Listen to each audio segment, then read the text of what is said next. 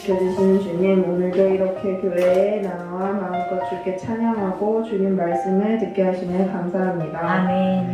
코로나 바이러스로 인해 많은 사람들이 어려움을 겪고 있습니다. 주님, 하루빨리 코로나 바이러스가 사라질 수 있도록 도와주세요. 아멘. 그리고 또 한 학기가 새로 시작하였는데 지금 아이들 몇 명 있습니다. 잘 해낼 수 있도록 도와주세요. 아멘. 그리고 주님 만나기 위해 이 자리에 나온 모두에게 이 시간이 얼마나 복된지 알게 하실 줄로 믿습니다. 아멘. 우리 모두 오늘 주님 말씀 듣고 큰 은혜와 깨달음 얻을 수 있도록 인도하시고 말씀 전하시는 분께도 은혜 부어주세요. 아멘. 돌아가는 길에도 안전히 돌아갈 수 있도록 지켜주세요. 예수님의 이름으로 기도드렸습니다. 아멘. 아멘.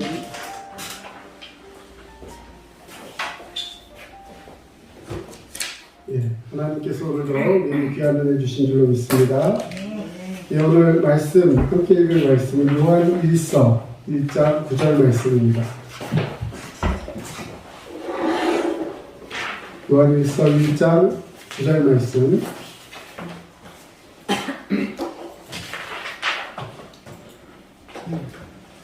예, 다 찾으신 줄 알고 함께 봉독하겠습니다. 만일 우리가 우리 죄를 자백하면 그는 미쁘시고 의로우사 우리 죄를 사하시며 우리를 모든 불의에서 깨끗하게 하실 것이요. 아멘. 네, 오늘은 그리스도인의 죄의 문제에 대해서 언급을 하기 원합니다. 우리는 복음에 대한 기초적인 말씀, 새 생명의 시작에 대해서 함께 시리즈로 말씀을 나누고 있습니다.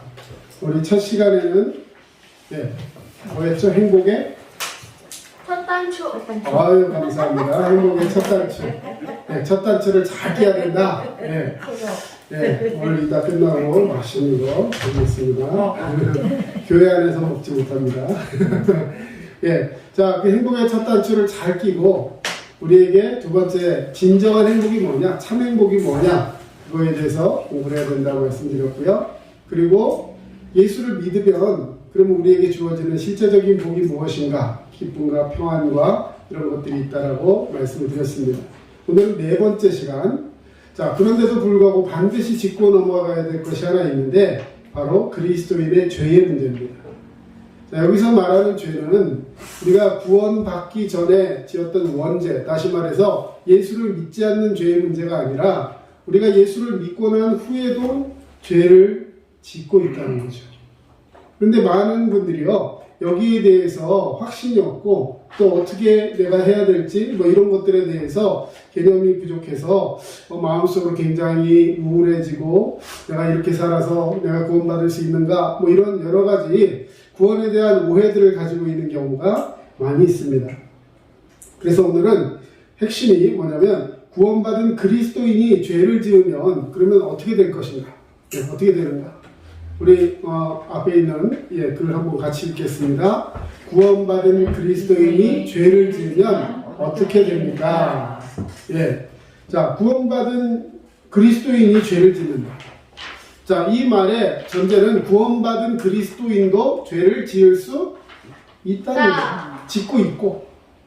예, 예수 믿는 사람이 죄 지으면 어떻게 해요? 죄 지으면 안 되죠. 그러나 죄를 짓고 있다는 사실입니다. 그런데 이것이 구원받지 않는 사람이 짓는 죄와 구원받은 성도들이 짓는 죄에는 근원적으로 다른 것들이 있다는 거예요. 여러분, 우리가 이 말씀을 율법적인 틀에서 가지고 대답을 하다 보면 틀린 답을 할 수밖에 없습니다. 성도가 죄 지으면 어떻게 되죠? 죄를 지으면 어떻게 하죠? 만약에 예를 들어서 당신 죄 지으면 지옥 가 이렇게 했다면 어떻게 되겠어요?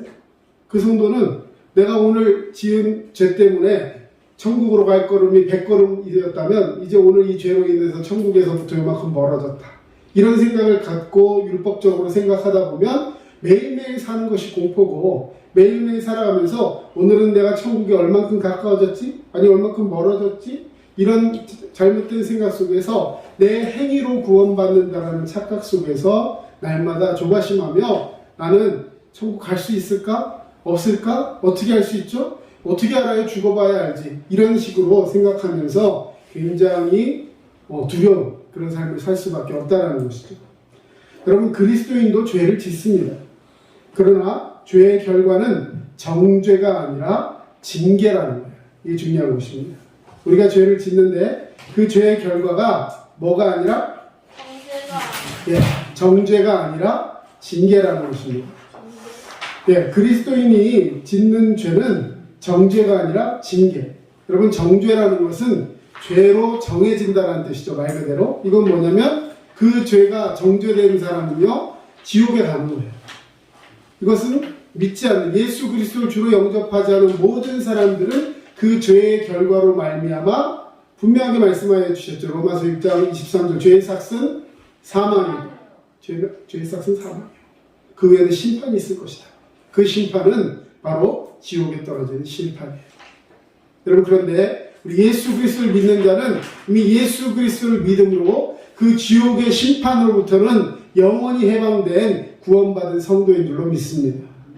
그렇기 때문에 더 이상 정죄를 받지 않아요. 할렐루야.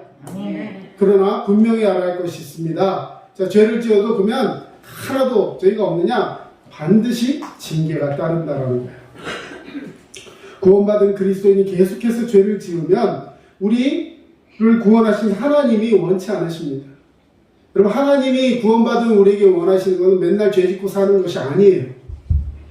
성령님의 도우심으로 말미암아 회개하는 생활을 하게 하시는데 그 회개의 생활을 통해서 우리가 죄를 이길 수 있도록 주님이 도와주시는 줄로 믿습니다. 여러분은 이 말씀을 듣고 우리가 그런 믿음의 자유를 얻고 날마다 승리하는 성도가 되시기를 주님의 이름으로 축원합니다. 자, 그러면 두 번째로 예수를 믿고 죄를 지으면 어떻게 될 것인가? 자, 예수 믿고 구원받은 후에도 죄를 지을 수 있습니다. 자, 믿는 사람들이 짓는 죄도 심각한 문제를 일으킨다는 거예요. 가로 넣기 심각한 문제를 일으킨다.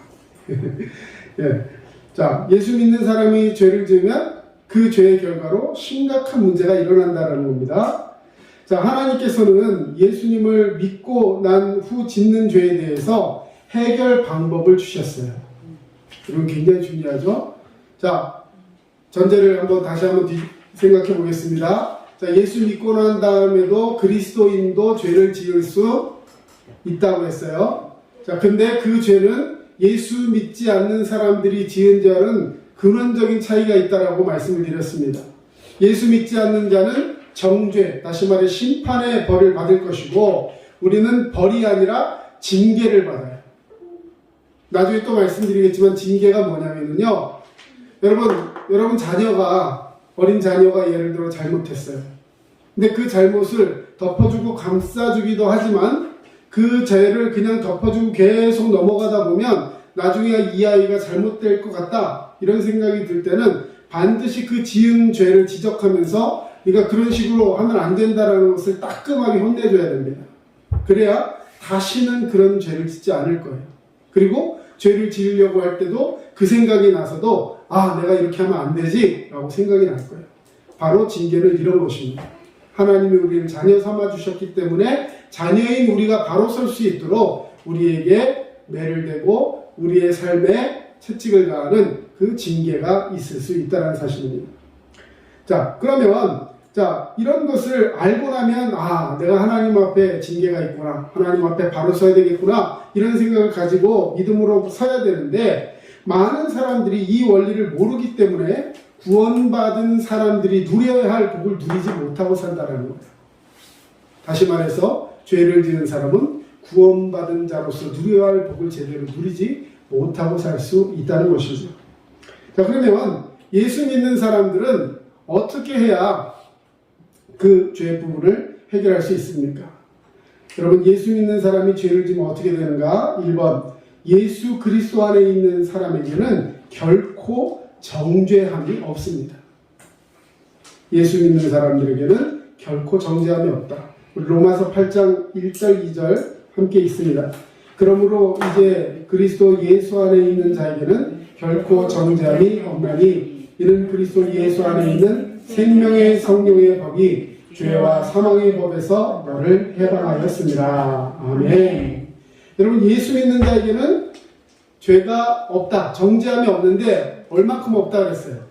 결코 never 결코 없다는 거예요. 절대로 없다는 겁니다. 여러분 이 말씀 믿으십니까? 아멘. 마귀 사탄은 우리를 미혹해요. 속여요. 거짓말합니다. 하나님이 너 죄졌기 때문에 너를 다시 벌하실 거야. 너를 다시 지옥으로 떨구실 거야. 너는 천국 갈 자격이 없어. 마귀 사탄은 우리에게 속삭입니다. 우리는 그런 말을 들을 때마다 주눅들고 혹은 다른 사람의 죄를 보면서 저 사람은 지옥 갈 거야. 예수 그리스도를 믿는 그 사람의 죄를 보면서도 그런 식으로 판단할 수가 있다는 것이죠. 잘못된 거예요. 여러분 결코 정죄함이 없습니다. 아멘. 십자가는 우리를 모든 죄에서 구원하시는 완벽한 능력이기 때문에 그렇습니다. 여러분 십자가의 능력은 완벽한 능력이에요. 살렸다 죽였다 하는 게 아니에요. 우리 사용하는 배터리처럼 들어갔으면 살았다가 얼마 지나면 효능이 떨어져가지고 나중에는 또다시 충전해야 되는 그런 능력이 아닙니다. 정죄함이 없다는 것은 죄를 지어도 하나님께서 우리를 죄인으로 여기지 않는다는 뜻이에요. 실제로 죄를 짓는데도 왜 하나님께서 우리를 죄인으로 여기지 않는 것일까요? 그것은 예수님께서 우리의 모든 죄를 대신해서 십자가에 달려 죽으셨기 때문에 그래요. 그리고 모든 죄가 뭐예요? 말 그대로 모든 죄예요. 어떤 죄는 되고 어떤 죄는 안 되는 게 아니라 모든 죄를 사해 주셨습니다. 심지어는 과거의 죄, 현재의 죄, 미래의 죄까지도 다 사해 주셨어요. 여러분 이것이 놀라운 능력입니다.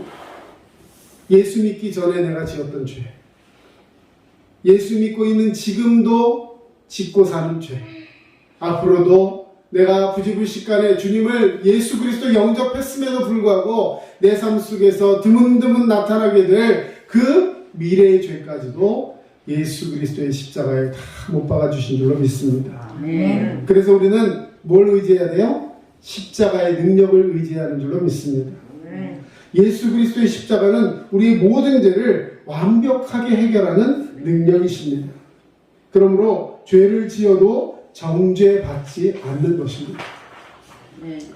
죄를 지어도 우리는 또한 여전히 하나님의 자녀입니다. 이건 이렇게 설명하면 좋을 것 같아요. 여러분 자녀가 예를 들어서 잘못을 했어요. 그래 너무 화가 나가지고 우리 그런 얘기 하는 분들이 종종 있어요. 너 호적에서 파버린다. 진짜 호적에서 파버릴까요? 혹시 진짜 화가 나서 법적으로 파버릴 수 있을지 몰라요. 그런다고 그게 내 자녀가 아닙니까? 내가 인정하지 않아도 그건 내 자녀인 거예요. 그러나 하나님 우리를 결코 버리지 않으시는 줄로 믿습니다. 로마서 8장 15절 같이 읽습니다. 너희는 다시 무서워하는 종의 영을 받지 아니하고 양자의 영을 받았으므로 우리가 아빠 아버지라고 부르짖느니라. 여러분 신약 성경은 헬라어로 되어 있는데요. 참 재밌는 게 이 헬라어에서 아버지, 아빠라고 되어 있어요. 아빠. 이 그냥 아버지라고 하는 그 아버지는 다른 단어가 있는데요. 그 단어 말고 아빠, 지금 말하는 아빠, 아버지라고 부르짖느니라 하는 이 아빠라는 말은 그 그대로 아빠라고 써 있어요. 재밌지 않습니까? 근데 이 아빠는 누가 부르는 목소리냐면 여러분 주기도문에서 예수님이 하나님을 부를 때 아빠라고 부릅니다. 자, 어떤 관계일까요? 내가 친자녀이고 그분의 정말 친속한 그리고 친근한 자녀임을 나타낼 때 아빠라는 단어를 써요. 그래서 무언가를 구해도 그 자녀에게 다 베풀어 주시는 사랑이 많으시고 나를 품어 안으시고 끝까지 그 손으로 인도해 내시는 가장 사랑하는 아빠. 이게 아빠 아버지예요. 그 아빠가 여러분의 하나님이신 줄로 믿습니다. 아멘. 그 하나님께서 여러분을 자녀로 삼아주셨어요.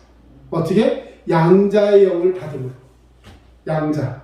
우리나라는 양자라는 것이 조금 어감이 그렇지만 이 양자라는 것은요.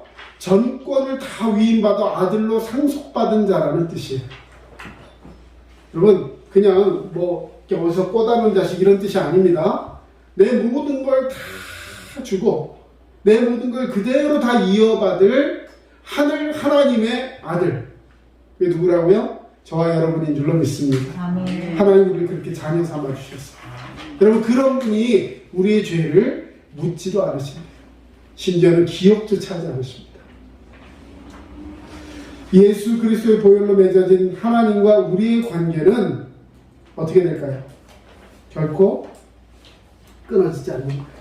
하나님과 우리의 관계는 결코 끊어지지 않습니다. 예수님 믿는 사람에게 결코 정죄함이 없다고 해서 계속 죄를 지어도 되느냐? 여러분 여기서 우리는 알아야 할 것이 있어요. 여러분 절대 안 됩니다. 예수 믿는 사람은 뭐 하나님이 정죄하지 않으신다고 했으니까 그럼 맨날 죄 지어도 되겠네? 여러분 하나님이 원치 않으세요. 여러분 이걸 분명하셔야 됩니다. 자, 우리가 죄 지으면 지옥 가요 안 가요? 예수 믿는 우리가 안 가요. 분명히 기억하십시오. 절대 지옥 가지 않아요. 왜? 우리는 이미 하나님 자녀이기 때문에. 그런데 분명한 것은 그렇게 죄 짓는 것을 하나님이 원하실까요? 원치 않으실까요? 원치 않아요. 왜? 내 자녀가 잘 되기를 원하십니다. 그런데 한번 생각해 보세요.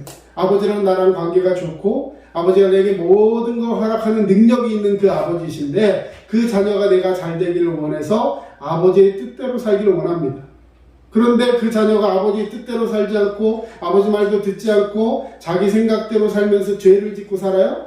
그게 아버지와의 관계가 바른 관계일까요? 그렇지 않다라는 거죠.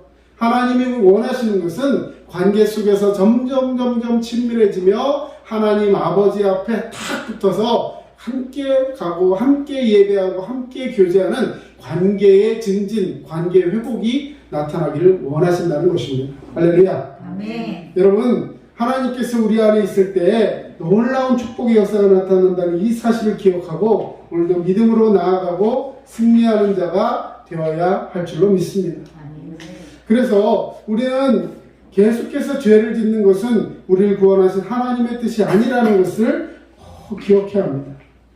그리고 그 말씀 속에서 우리가 하나님 앞에서 나아갈 때 우리가 이렇게 살아갈 때 우리 그리스도인이 죄를 지으면 심각한 문제를 일으킬 수 있다는 것을 우리는 분명히 알아야 한다는 것이죠.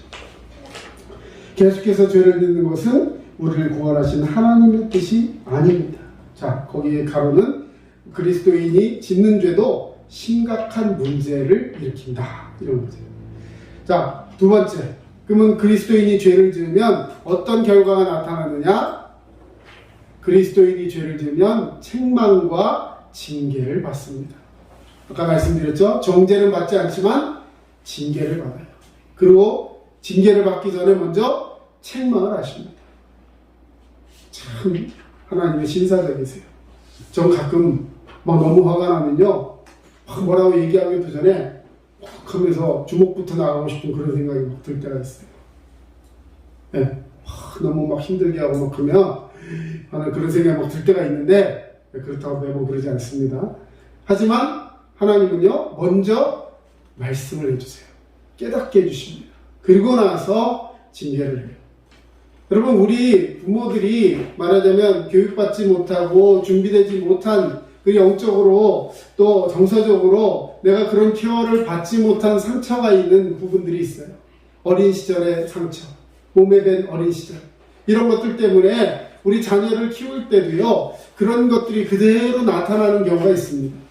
예를 들어 어렸을 때 아버지한테 맞고 사는 아들이 있다. 그 아이가 나는 절대로 커서 우리 애 때리지 말아야지 그랬는데 어느 순간 보면 자기가 막 그런 폭력적인 모습으로 변해 있는 거예요. 어떤 사람은 계속해서 불화하는 그런 가정 속에 살아가면서 막 악다구를 쓰는 그런 엄마 밑에 살았어요. 계속해서 막 아빠 욕하고 막 그런 속에서 네 아버지 때문에 못 살겠다 막 이런 생각 때문에 살았어요. 그런 부모를 본 딸이 생각합니다. 난 절대 커서 우리 아버지 같은 사람하고 결혼하지 말아야지. 난 절대 그렇게 안 살 거야. 근데 살다 보니까 자기도 그러고 있어요. 왜 그래요? 본 게 그거밖에 없고 또 자기 몸속에 남아있는 그런 어린 시절의 상처들, 어른으로 변하지 못한 그 어린 시절의 모습이 결국 자기 속에 남아서 또 다른 상처를 낳게 하는 것입니다. 그런데 가장 좋은 건 뭐냐? 거기서부터 자기 스스로 치유를 받아야 돼요. 상담을 통해서 여러 가지 모습 속에 살 수 있겠지만 성령의 은혜의 능력이 있어야 하는 줄로 믿습니다. 이것이 바로 영적인 치유예요. 어떻게? 말씀을 통해서 우리가 치유받게 됩니다. 에베소서 4장 30절 말씀, 우리 안에 계신 성령님께서 우리를 어떻게 인도하시느냐면 우리가 죄를 지으면 근심하게 하십니다. 근심하게 하신다. 성령께서 근심하세요. 성령께서 근심하시고 더 나아가 나를 근심하게 하셔요. 무슨 말이냐? 성령이 그 마음속에 근심을 가지고 우리를 쳐다보고 계시면 성령이 우리 안에 있는 사람은요, 그 성령의 근심함 때문에 마음속에 내가 이렇게 하면 하나님이 기뻐하시지 않겠구나 하는 그런 마음들이 생겨나게 된다는 것입니다. 에베소서 4장 30절, 하나님의 성령을 근심하게 하지 말라. 그 안에서 너희가 구원의 날까지 인치심을 받았느니라. 근심하게 한다는 것은 우리가 죄를 지을 때 우리 안에 계신 성령님께서 슬퍼하시고 마음 아파하신다는 거예요. 여러분, 성경에도 보면 부모를 주 안에서 공경하라고 했어요. 가장 그 부모를 공경하는 방법이 뭘까요? 그의 마음을 상하지 않게 하는 거예요. 그를 기쁘시게 해드리는 거예요. 부모도 또한 그 자녀를 노하게 하지 말라고 했어요. 잘못된 방법으로, 그릇된 편견으로, 혹은 긍휼하지, 동등하지 못한 잣대로 서로를 대하고 할 때 자녀들은 상처를 받습니다. 자, 그 다음에 2번, 하나님께서 사랑하는 자를 뭐 하신다고 그랬습니까? 요한계시록 3장 19절. 무릇 내가 사랑하는 자를 책망하여 뭐한다? 징계하노니 그러므로 내가 열심을 내라 회개하라 했습니다. 여러분, 하나님께서 우리를 사랑하심으로 말미암아 우리를 징계한다고 했어요. 징계. 그럼 아까도 말씀드렸습니다. 징계는 사랑하기 때문에 하는 거예요. 그 다음 히브리서 12장 6절입니다. 주께서 그 사랑하시는 자를 징계하시고 그가 받아들이시는 아들마다 채찍질 하심이라 하였습니다. 여러분, 성경에도 보면 회초리, 부모와 자녀를 체벌하는 것이 나와요. 근데 요즘은 부모도 자녀를 체벌하면 안 돼요. 법적으로. 이제 법적으로 이제 안 됩니다. 그런데 저는 거기에 대해 좀 이견이 있어요. 분명한 잣대와 근거를 가지고, 그리고 아이가 바로 서는 것을 위해서 책망과 징계를 하는 것을 부모가 멀리하고 놓아버리면 그건 방임이에요.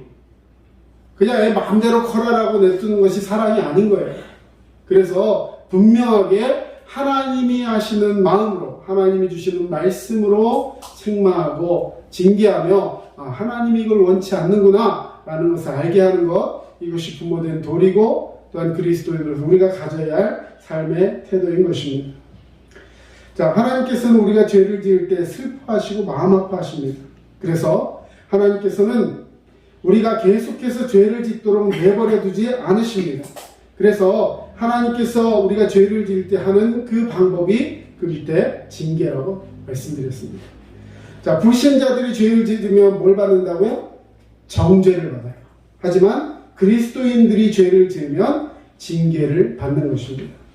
하나님께서 우리를 징계하신 것도 우리를 뭐 하시기 때문에? 사랑하시기 때문에 우리를 징계하시는 거예요. 우리가 거룩하게 살기를 원하시고 우리에게 복을 주시기를 원하시기 때문에 징계가 주어진다는 것입니다. 그래서 하나님께서 사랑하는 자들을 징계하시는 이유는 회개하여 온전하게 회복되기를 원하는 것입니다. 회개하여 온전하게 회복시키기 위해서 하나님은 우리를 징계하신다는 것입니다. 이제 세 번째로, 그리스도인이 죄를 지으면 은혜와 복을 누리지 못합니다. 기쁨과 감사, 평안, 그리고 이런 만족, 그리고 하나님의 약속을 누리지 못해요. 로마서 14장 17절 함께 있습니다. 하나님의 나라는 먹는 것과 마시는 것이 아니요 오직 성령 안에 있는 의와 평강과 희락이라. 할렐루야. 여러분, 하나님 안에서 하나님 나라는 그냥 먹고 마시는 것, 영원한 생명을 산다는 거 여러분 한번 생각해 보세요. 영원한 생명을 사는 것이 무엇일까? 죽지 않는다. 또 먹을 것이 끊어지지 않는다. 그렇죠? 맛있는 거, 먹고 싶은 거 다 먹을 수 있다. 자, 요것만 딱 해결된다고 치면 이거 뭐예요? 행복. 그게 행복이에요?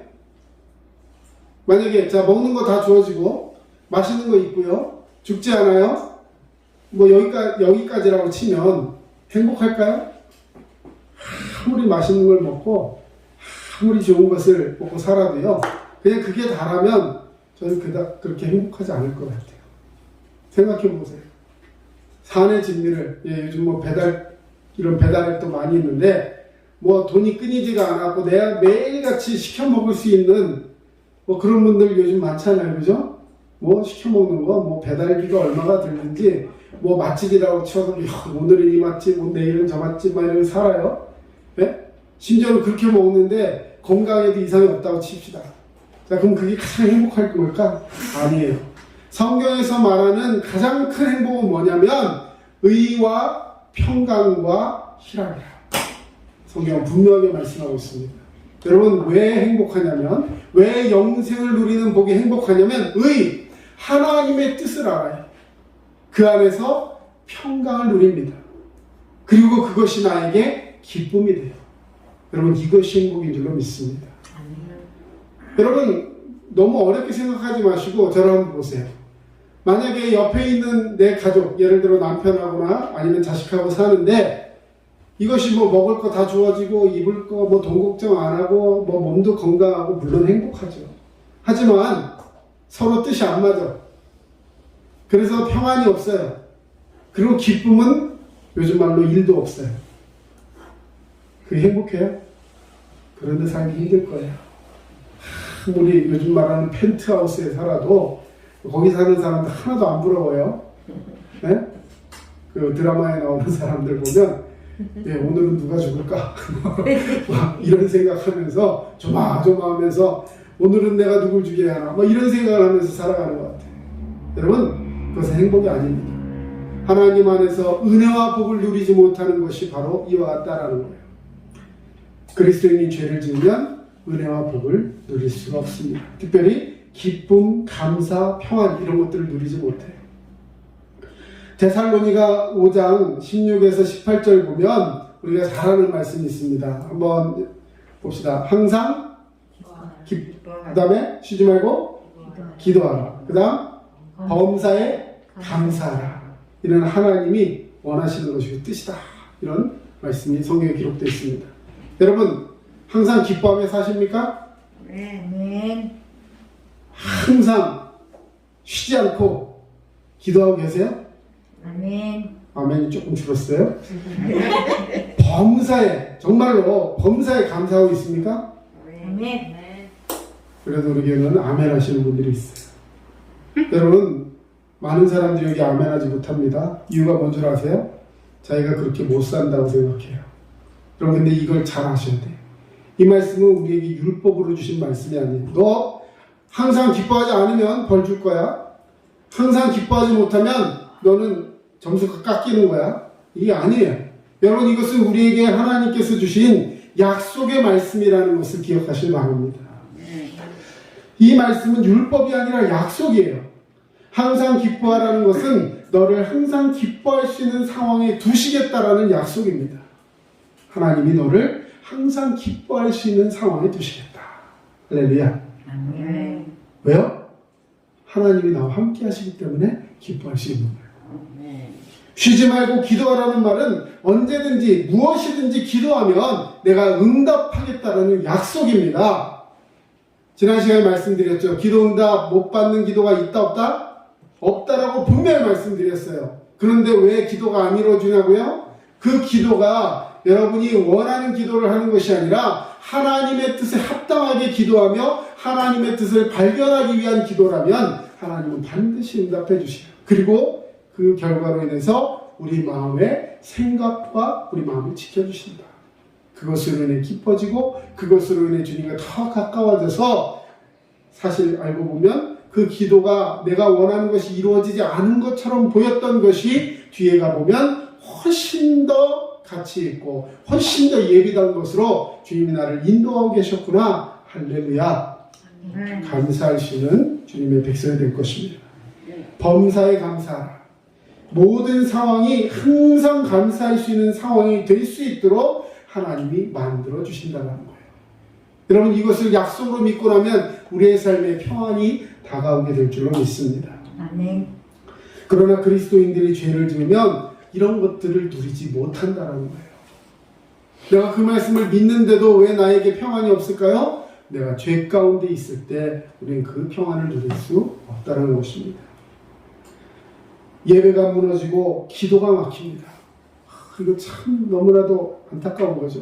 여러분 우리가 죄를 지으면 탁 막히는 게 있어요. 그게 뭐냐? 예배가 무너지고 기도가 막혀버려요.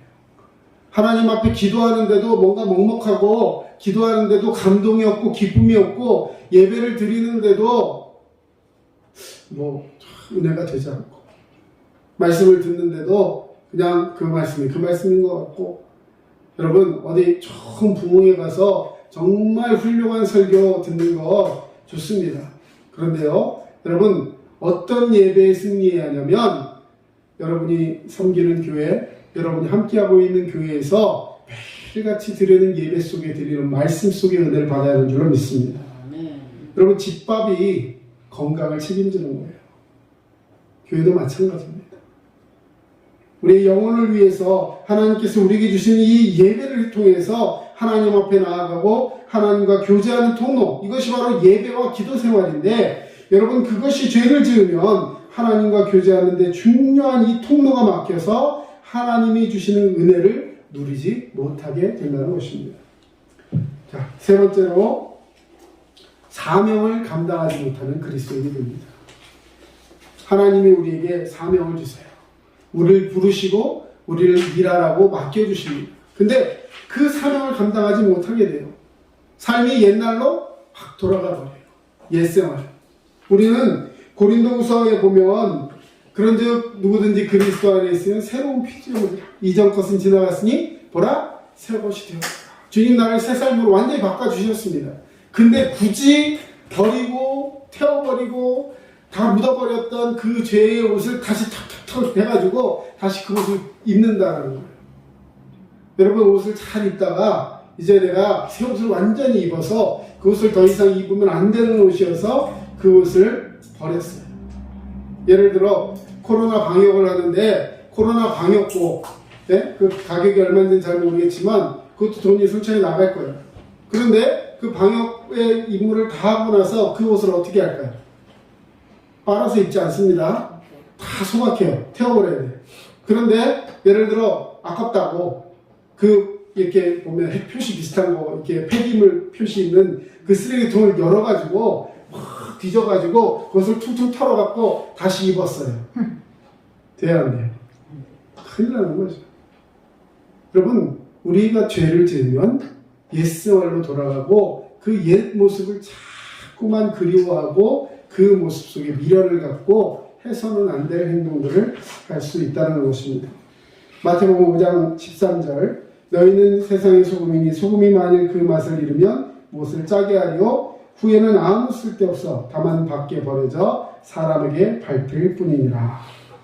여러분 그리스도인이 죄를 지으면 빛과 소금의 역할을 감당할 수 없게 됩니다. 사탄이 우리에게 원하는 것이 바로 이거예요. 사탄은 우리를 자꾸 주눅들게 합니다.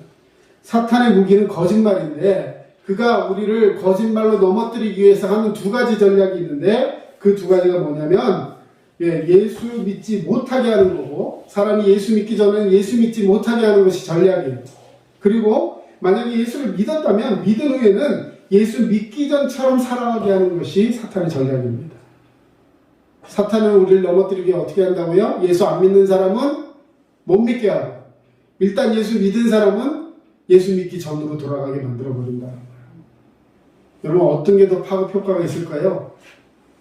예수 믿는 사람이 예수 믿기 전으로 돌아가 버리면 어떻게 될까요? 옆에 있는 사람들이 뭐라고 할까요? 예수 믿으나 안 믿으나? 똑같네. 그럼 전 부끄럽게도 어린 시절에 그런 모습이었어요. 예수를 믿는다 하고 교회 가서는 정말 열심히 봉사하고 하는데 삶 속에 옛 생활의 모습이 그대로 남아 있어서 예수 믿지 않는 부모님이 볼 때나 여러 모습 속에서 그야말로 덕이 되지 못하는 모습들이 있었습니다. 그 결과 전도하는데도 여러 가지 어려움이 있었고 나중에서야 깨닫고 내 삶이 주님 앞에 온전히 변화되지 못했음을 회개하며 다시 한번 주님 앞에 엎드리는 계기를 갖게 된 적이 있었습니다. 여러분 일찍 깨달아야 돼요. 우리는 예수 믿는 그 모습으로 다시 회복되어야 될 줄로 믿습니다. 자, 이제 마지막입니다. 그러면 이 죄를 반드시 이겨야 되는데 여러분 죄를 이기기를 원하십니까? 아멘. 원하십니까? 아멘. 네, 죄를 이기기를 원해요. 자, 그럼 어떻게 하면 이 죄를 이길 수 있는가? 새 사람이 되었다는 사실을 확신해야 합니다. 확신해야 합니다. 고린도서 5장 17절 그런즉 누구든지 그리스도 안에 있으면 새로운 피조물이라 이전 것은 지나갔으니 보라 새 것이 되었더라. 예전 것은 다 사라져버렸고 나는 새로운 창조물이라는 인식, 여러분 이것이 중요한 거예요. 여러분 자기 스스로가 어떤 사람인지를 알고 있어야 돼요. 우리가 스스로에게 해야 될 질문이 바로 이겁니다. 한번 따라합시다. 나는 누구인가? 누구인가? 굉장히 철학적인 질문인데요. 여러분 여기에서 분명한 대답이 있어야 우리는 사단으로부터 그 공격으로부터 자유할 수 있습니다. 여러분 나는 누구예요? 하나님의 자녀. 하나님의 자녀. 할렐루야. 아멘. 여러분 우리는 새 사람이에요. 하나님이 구원하신 새 사람. 새 사람이 아까 말한 그 폐기물 같은 옷 다시 입지 않는다고 했어요. 보기도 싫어야 돼요. 근데 왜 자꾸 보고 싶어져요? 내가 죄 가운데 있기 때문에 그래요. 이 사실을 그러나 내가 죄 가운데로 자꾸 가고 싶은 그 성향들이 죄로 인해서 나타난다고 해서 나는 죄인이 아니에요. 왜? 이미 나는 새 사람이 되었기 때문에. 자기 스스로를 분명하게 인식하고 있어야 돼요. 하나님 말씀 속에서 우리는 이 말씀, 베드로전서 2장 9절에 있는 말씀처럼 우리를 택하신 족속이요 왕같은 제사장이요 거룩한 나라요 그의 소유된 백성이다. 자기 스스로를 분명하게 고백하는 그 고백이 우리 가운데 있어야 한다는 것입니다. 그래서 죄를 이기기 위해서는 우리가 어떤 사람이라는 걸 알아야 돼요? 하나님의 자녀. 예, 새 사람. 네, 우리는 하나님 앞에서 분명한 이 고백이 있어야 할 것입니다. 하나님께서 나를 어떻게 바라보고 계시는가? 이 사실을 분명히 기억하고 죄 가운데서 이겨나갈 수 있는 자가 되어야 할 줄로 믿습니다. 자, 그 다음에 죄를 고백하고 또 뭐 해야 돼요? 회개해야 합니다. 자, 죄를 일단은 내가 하나님의 사람이라는 것을 확신했어요. 네, 새 사람이라는 걸 확신했어요. 그 다음에 어떻게 해야 되느냐? 내 가운데 죄가 있는 것을요 고백해야 돼요. 말로 고백, 자백, 인정해야 됩니다. 하나님 제가 죄를 지었습니다. 자, 여기까지만 하고 끝나면 안 돼요. 중요한 건 그 다음이에요. 죄를 지었으니까 어떻게 해야 돼요? 회개. 이게 뭔가가 중요한 거예요. 회개. 여러분 회개는 잘못했습니다로 끝나면 안 됩니다. 예를 들어서 자, 내가 이쪽에서 여기 서울에서 부산을 가야 돼요. 부산을 가야 돼요. 그 열차에 올라탔습니다. 막 가고 있어요. 막 가고 있어요. 그 천안, 뭐 대전, 대구, 부산 이렇게 나와야 돼요. 그죠? 그런데 잘 가고 있는데 보니까 문산, 개성, 평양 막 이렇게 가고 있어요. 통일됐다 치고. 자, 그럼 어떻게 해야 돼? 내가 부산으로 가야 되는데 이 열차가 부산이 아닌 저쪽을 향해 가고 있어요. 그러면 어떻게 해야 돼? 먼저 내가 잘못 탔구나. 이게 고백이에요. 말하는 거. 하나님 저 잘못 탔어요. 잘못 탔네? 그럼 계속 가. 그럼 돼야 안 돼요? 그럼 어떻게 해야 돼요? 내려야죠. 그리고 다시 그렇죠. 다시 부산으로 가는 열차를 타야 돼요. 멈춰 서야 되는 거예요. 그리고 돌아서야 되는 거예요. 그리고 나가는 그 방향. 이게 회개예요. 회개는요, 잘못했다는 걸 인정하고 끝나는 것이 아니라 예전에 그 모습으로 돌아가려던 자기의 속성을 끊어버리고 새 사람을 입고 이제 주님께로 변화받고자 하는 그 삶의 동력을 가지고 이제 주님 앞으로 다시 나아갑니다 하는 그 순간이 회개인 거예요. 그리고 거기서 끝나지 않고 계속해서 한 걸음 한 걸음 원래 목적을 향해 나아가는 것, 이것이 하나님 앞에 회개인 줄로 믿습니다. 아멘. 그럼 그림을 직접 그리지도 않지만 죄라는 말을 이해하면 이것이 굉장히 쉬워집니다. 헬라어로 하마르티아라는 말인데요.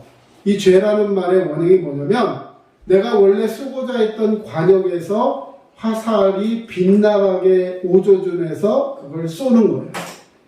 자, 골드텐을 향해서 탁 쏴야 되는데 이게 이쪽이 아닌 반대쪽으로 쐈어요. 이게 일로 가서 꽂힐 확률이 있어요, 없어요? 없어요. 이게 죄라는 거예요. 관역에서 빗나가다. 어떻게 하면 이 화살을 방향을 돌릴 수 있어요? 멈출 수 없어요. 그러나 하나님을 믿고 예수 아래 성령으로 거듭난 자는 그곳에서 멈추어서 다시 하나님께로 방향을 돌리는 이것이 회개인 줄로 믿습니다. 자, 그 다음에 우리가 어떻게 하면 죄로부터 용서받고 죄로부터 회개할 수 있는가? 세 번째, 용서의 확신을 가져야 됩니다. 이 용서는 내가 용서하는 게 아니라 하나님이 나를 용서하셨다는 것을 믿어야 합니다. 오늘 본문인데 요한일서 1장 9절 말씀, 거기 우리 기록해 놨습니다. 요한일서 1장 9절, 같이 한번 읽겠습니다. 만일 우리가 우리 죄를 자백하면 그는 기쁘시고 의로우사 우리 죄를 사하시며 우리를 모든 불의에서 깨끗하게 하실 것이고.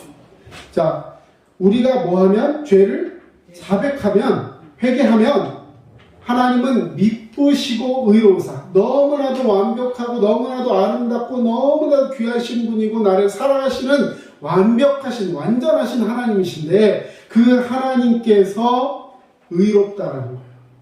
그 하나님께서 우리를 죄 가운데서 구원하시길 원하신다는 것입니다. 그 하나님이 우리 죄를 사해 주신다, 용서해 주신다는 거예요. 할렐루야. 네. 그럼 이제 마지막하고 마칩니다. 마지막으로 회개는 한 번 하고 끝나는 것이 아니라 계속되어야 해요. 회개는 계속되어야 됩니다. 왜냐하면 우리가 계속해서 죄 가운데로 넘어지기 때문에. 그럼 이제 말씀 마칩니다. 여러분 진심으로 예수 그리스도를 영접하셨습니까? 아멘. 그럼에도 불구하고 우리 가운데 죄가 있음을 인정하십니까? 아멘. 여러분 이거에 바로 우리 그리스도인의 경쟁입니다. 죄가 없다라고 하면, 자, 오늘 성경 본문에 여러분 성경책 펴놓으신 분들은 한번 읽으시기 바랍니다. 자, 9절에서는 만일 우리가 우리 죄를 자백하면 그는 미쁘시고 의로우사 우리 죄를 사하시며 우리를 모든 불의, 하나님이 원치 않는 그 뜻 가운데 있지 않은 그 모습에서 우리를 깨끗하게 하신다, 자유케 하신다, 치유하신다 말씀해 주셨어요. 그런데 반대로 10절, 만일 우리가 범죄하지 아니하였다고 하면, 자, 여러분 우리가 죄 가운데 있지 않다, 나는 죄진 적이 없다, 나는 예수 믿고 그 다음에는 한 번도 난 죄진 적 없다. 자, 이 말이 무슨 말이냐면 거짓말이라는 거예요. 자, 그 말 뒤에 나옵니다. 자, 만일 우리가 범죄하지 아니하였다 하면 하나님을 거짓말하는 이로 만드는 것이니 또한 그의 말씀이 우리 속에 있지 아니하니라. 너무 두려운 말씀이에요.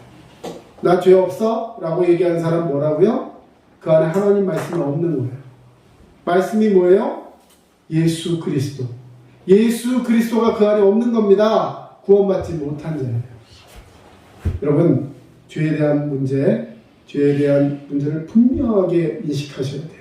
마귀 사탄은 계속해서 우리를 이간질하고 참수하고 넘어뜨리려 할 거예요. 그러나 분명하게 하세요. 나는 하나님의 백성이다. 하나님의 자녀다. 하나님 나를 새 사람으로 만들어 주셨다. 그럼에도 불구하고 나는 죄를 짓고 삽니다. 하나님 회개합니다. 그리고 회개할 때 하나님께서 나의 모든 죄를 용서하여 주신 줄로 믿습니다. 아멘. 계속해서 이 삶 속에 주님이 함께 하시는 믿음을 가지고 이제는 회개가 죄를 이기게 만든다는 이 사실을 기억하면서 말씀 속에 주님 승리케 하여 주시옵소서. 아멘. 기도하겠습니다. 그리스도인이 죄를 이길 수 있는 길은 성령님의 인도하심을 따라 죄를 지을 때마다 계속해서 죄를 고백하고 회개하는 것임을 알게 하시니 감사를 드립니다. 오늘 회개가 나를 정말 징계 가운데서 정말 다시 한번 주님 앞으로 이겨내고 승리케 한다는 사실을 기억하며 죄를 지을 때마다 진심으로 회개하면서 어느 순간 내가 그 죄 가운데서 이제 그 이름조차도 싫어하는 영적인 거룩함이 생겨나고 그렇게 자라갈 수 있도록 주님 나의 속에 내주 역사 충만하여 주시옵소서. 아멘. 우리 안에 거하신 성령님의 인도하심을 따라 회개를 통하여 죄를 이기는 승리하는 삶의 습관을 가질 수 있는 그런 주의 축복이 오늘 우리 모든 성도님들 가운데 나타나기를 간절히 바라고 원하며 예수님의 이름으로 기도합니다. 아멘. 감사합니다. 이 시간 우리 함께 찬양하겠습니다. 찬송가 268장입니다. 죄에서 자유를 얻게 하는 찬양이겠습니다.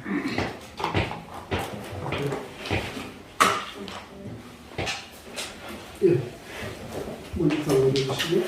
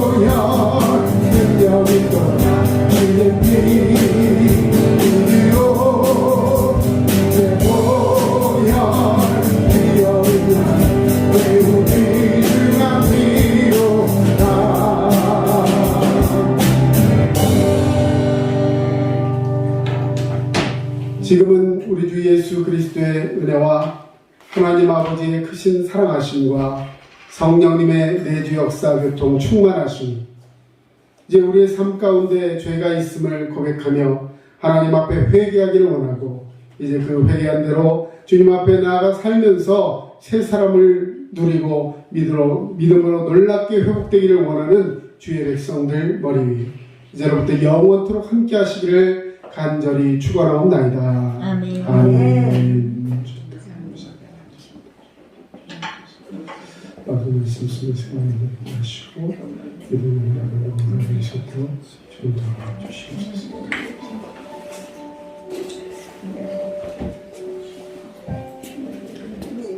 지금까지 다산 신도시 두드림 침례교회 전초로 목사였습니다. 여러분 믿음으로 승리하시고 오늘도 주님 앞에서 행복한 하루하루 되시기를 주의 이름으로 축원합니다. 감사합니다.